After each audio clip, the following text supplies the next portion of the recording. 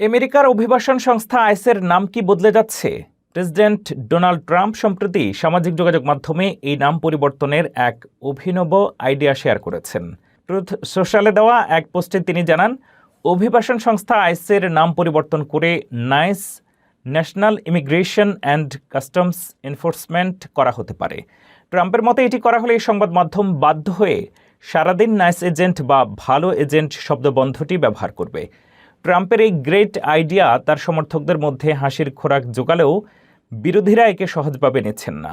Democrat নেত্রী প্রমীলা জয়াপাল আবারও আইস বিলুপ্ত করার দাবি তুলেছেন। তার অভিযোগ, এই সংস্থাটি সাধারণ মানুষকে আতঙ্কিত করছে।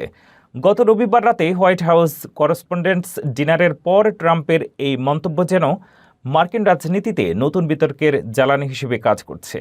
সীমান্ত সুরক্ষা এবং অবৈধ অভিবাসন নিয়ন্ত্রণে ট্রাম্পের এই নাইস কৌশল কি কেবলই প্রচারণার অংশ, নাকি বড় কোনো পরিবর্তনের ইঙ্গিত?